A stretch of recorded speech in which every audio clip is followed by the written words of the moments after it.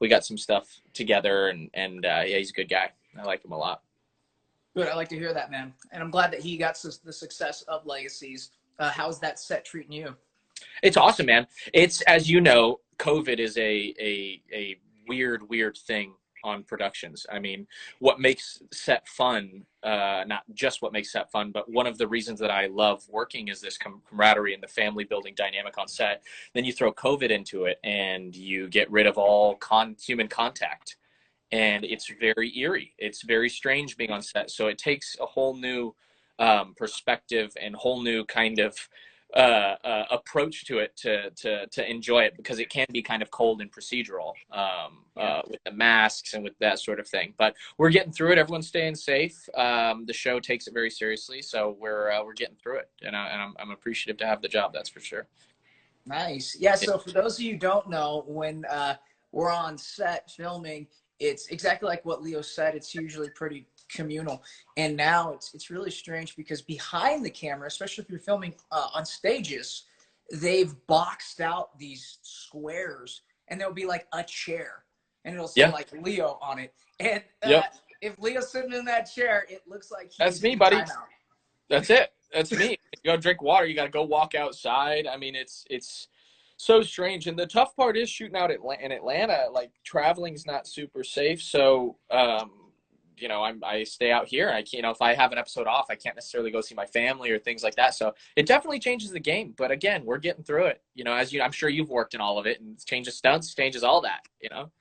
Yeah, well, stunts and that's one of the first things to get cut. Stunts, dancing, things like that. Close contact things. Yeah, Yeah. they're full Yeah. contact, and if they can, get through the storyline without it, they will. So Yeah. yeah, it's But definitely. shows still need stunts. We still need stunts. So that's the good thing, is if the pendulum's swinging, I think it'll balance out at some point very soon. Yeah, absolutely, man. But, So yeah. let's talk about everything else. I want to kind of, for those of you who don't know who Leo Howard is, obviously, I still don't know. I'm trying to find out. this young buck. He was working for a while. I want to know about Little Leo. What is that? Are you talking about Leo Little's Big Show? That's the one. Yeah, yeah.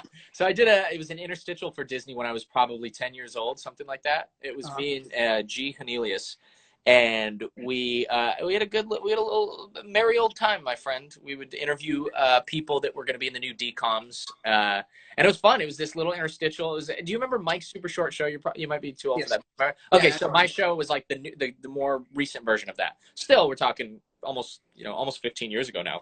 Kind of crazy. So shout out to you guys that remember that, because that's some OG stuff right there. Heck yeah, dude. That's great. And then you went on, and obviously you did an amazing show called Kicking It. Sorry, am I back? Oh, we're cutting out, it seems. You're back. So I just got a call. No worries. So we Kicking It, man. Have you ever heard of that? Do you remember that show? Kicking It. Yeah, it's a little thing. Well, yeah, I think you may have done a couple. Was that the one with the little moppy-headed brat that was on it? He would kick people and do that sort of thing. You were on it a couple times. Is that I think so. I think that was the one. Yeah. That's actually where we met, isn't it? I believe so. We might have met at LA Valley. Yeah. No, actually, I don't know, man. I know that we actually became friends when we started doing jiu-jitsu together. Yes. And that's all thanks to Mitch Gould. Yeah, absolutely. Mitch is the man. Hey, buddy, I'll be with you in like 20 minutes. Yeah. So yeah, Kicking It was awesome, man. Kicking It was a show I did when I started it when I was 13, and it went 4 seasons, 13 to 17. And it was awesome. It was a great, it was such a fun show. I mean, for a lot of people, yeah, it was a show, and for me, yeah, I was working on the show, but it was also like my high school years. That was where I went to high school. That was my childhood on camera. So that one's a particularly sentimental one for me, because it was a pivotal point in my life, and I got to grow so much as a person throughout that experience, and got to kind of grow from being a kid to a teenager to kind of being an adult. I'm still not really an adult, but I don't ever want to grow up, basically. I don't ever want that. But Good. yeah, it was a great, really, really fun show. I had a good time, and I think a lot of you guys watched it. Let's see. How did you feel getting upstaged by Falafel Phil? Well, that guy's an asshole, first of all. Let me first say, I miss you, Dan. He's got his recipes and stuff. I miss that crazy bastard. Um, Still uh, talking to Jason? Jason Earl? I just talked to Jay a couple days ago. Yeah, he's Yeah, doing how's really he well doing? as well. He's doing really well. Yeah, I miss again. Jiu-jitsu is kind of the thing that kept us all together and in contact. So I missed training because that definitely kept us all together. Dan actually trains jiu-jitsu. He's a Gracie blue belt. Oh, So, very cool. like Dan was on the show. He was Falafel Phil. Did you work with Dan? I didn't get to. I'm sorry, but No. he seems like he's a Wow. crowd favorite. Wow.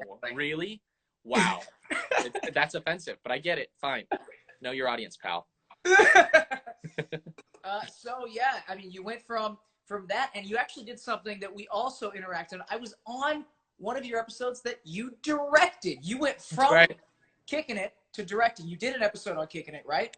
I did one episode on Kicking It and then two on a show called Gamers Guide. And you were on Gamers Guide, right? Or did you do the Kicking It one as well? No, just the gamer. Just guy. Gamer I Guide. think I was on for both of you. Were you a rodeo clown? I was a rodeo clown. That's right. You and Natalie. Yes, That's I was right. also doubling Cameron voice for that show. That's right. God, man. Cameron is just the most amazing human being. Yeah, it's really fortunate that A lot of that people lost listen. him. But yeah, dude, that was a great experience. Working on Gamers Guide and directing was really cool. I was fortunate enough that the producers kind of let me put in the work and get the opportunity to do it on Kicking It. And I never thought that would have been a possibility at my age.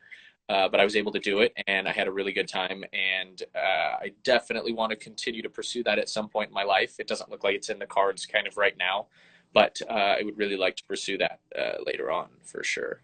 And someone had brought this up to me. You might have set a record. Are you the youngest person in the DGA? To my knowledge, well, not now, but to my knowledge, I was the youngest person to join at 16. I was the youngest director of a sitcom ever.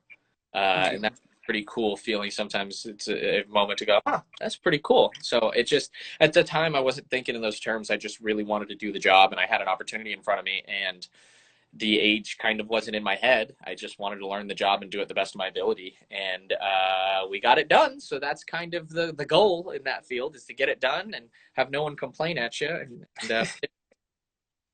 Yeah. Well, you know what? I was there. You killed it. It's like, it's your family. I think that you stepped into that role so perfectly, having been in front of the camera so often that it's weird though, because it takes a talent to do that. Sometimes you're focused so much on your own crap, you don't see the entirety. And you're one of those guys that is multi-talented, so you were able to kind of take everything in and be a great director. I think that's really important, is to know multiple roles, Thank you. I appreciate that. I think as an actor, it's really important to understand everything around kind of what you do. And it's very easily, like you said, it's very easy to get tunnel visioned. And I have this one job to do, and it's a very difficult job, and it's an important job, but there's a whole world that goes in around just being an actor on set.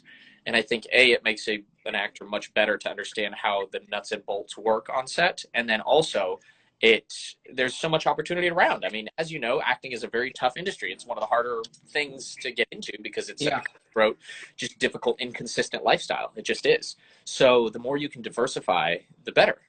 So that was a part of it. I've always had a passion for creating the content and that sort of thing. So it just kind of fell into place. But I appreciate you saying that, man. Of course, man. Yeah. And I do mean it, guys. It's like we've worked together on like 4 different shows, because you worked on Freakish too, didn't you? Let's get to Freakish. So you did a show called Freakish on Hulu.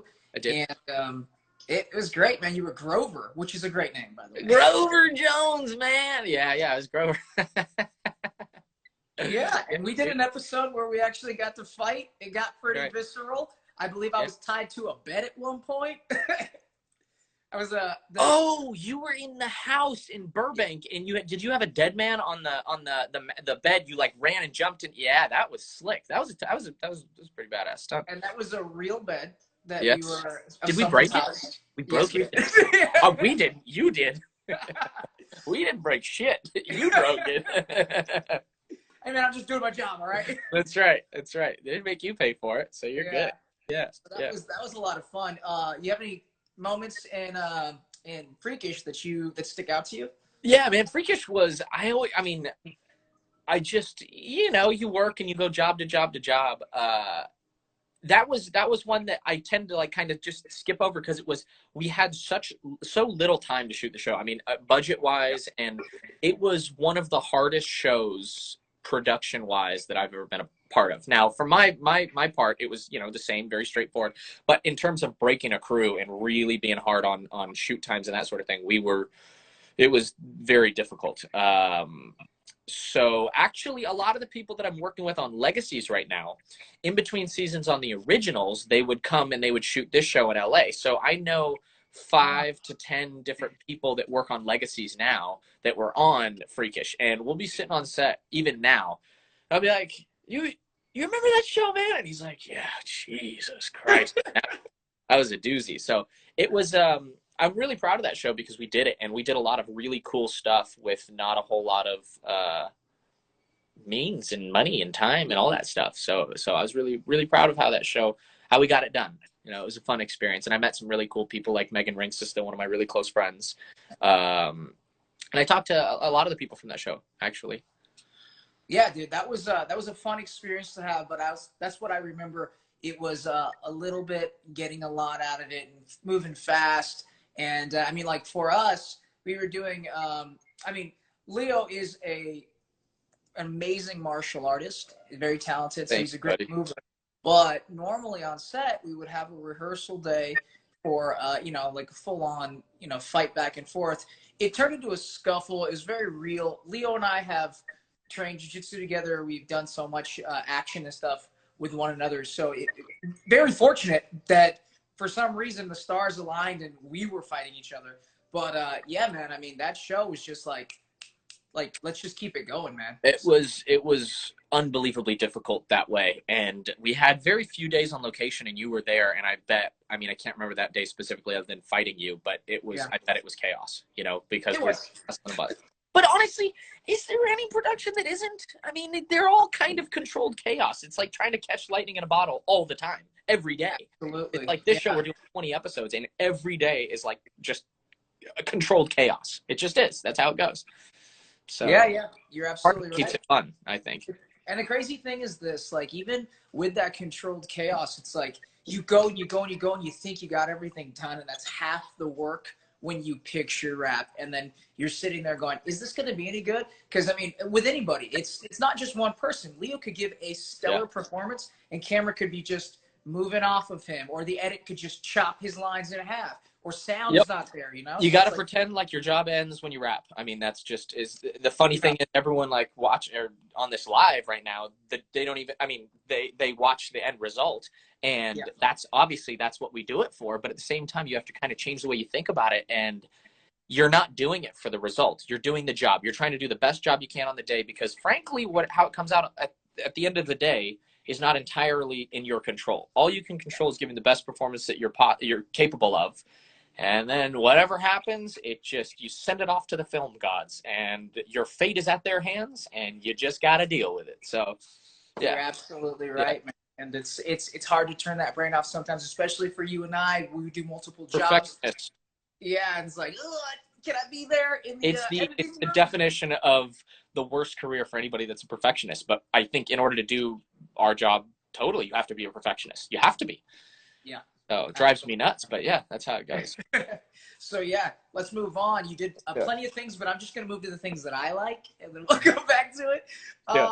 You did Why Women Kill. Oh, no, I'm sorry. Yeah. I want to talk about Santa Clarita Diet first. Oh, yeah. That was cool. Dude, what's going on? You literally were with one of my favorite actors. Well, two of my favorite actors, actually. Mm-hmm. That's a star-studded cast, man. Drew Barrymore, freaking Timothy Olyphant. Yeah. What? That was awesome. I didn't get to work with them one-on-one. I did stuff with Skylar Gisondo was one of the characters, and a couple other people. But I got to do table reads with them. They're such cool people. Timothy Olyphant's like one of those actors that I very much look up to because he's just always working and he's doing really solid stuff, and he can still go out. Some people, he's very respected, but he's not in that caliber where he can't do anything, can't go out, and he's recognized too much. So I really appreciate him as an actor. But that was a really fun show. I think I only did 4 episodes, and it was like hit or miss all throughout, but it was really fun. That's another one that I kind of forget about. But it was a really cool show. I do remember it just being painfully hot every time we'd shoot at Santa Clarita Studios. It's like 110 degrees, and that blacktop is just like hell. It's like, yeah, awful. But the show itself is such an awesome show. I feel lucky to have been a part of it because it's so good. It's very quirky. I don't know. Have you seen it? It's like, it's super specific. You either kind of love it or you don't. And I dig it. I loved it. Yeah. Shout outs to Quincy Faust, by the way. He literally signed in, said something. We got so many comments coming through. Oh, he did? He jumped back in? Yeah, Quincy, what's up, man? We got to do one whenever you're available. 2 of my favorite guys, my man, Quincy. Hey, Quincy. Quincy's awesome. Yes, yes. So let us get to what I was about to say next. Why Women Kill, Lucy Liu. So I didn't see the show. Yeah. But I am terribly jealous that you were working with Lucy Liu. She's absolutely beautiful, super talented. She's amazing. Lucy is one of the sharpest people I've ever met. Lucy's amazing. She's super talented. Just someone that's so sure-footed and grounded and knows exactly what they want out of life, knows exactly what they want. She knows who she is not apologizing for who she is, but it's not rubbing it in your face. And I really appreciate that last part because we've all worked with people that tend to rub themselves in your face in a poor way. Yeah. But Why Women Kill was probably one of my favorite things I've ever worked on. Just the quality of it, the people. I mean, it was just a really high caliber show. And they're actually going in for a second season right now. It's an anthology series, so every season is different cast. But I was in 1984, and I played this young man that was obsessed with Lucy's character, Simone. I was kind of one of her friend's sons, and I'd always been in love with her. And he done did it. He went after it, and he made it happen. So that was really fun, really cool dynamic. There was some comedy involved in it. It just was a really cool show. And the best part, I mean, I got to shoot near my house, which was something that's very rare that you don't seem to appreciate at the time. But now being out in Georgia for 9 months a year, I definitely miss that. But it was a great show. It was really fun, really fun. Mitch actually coordinated the last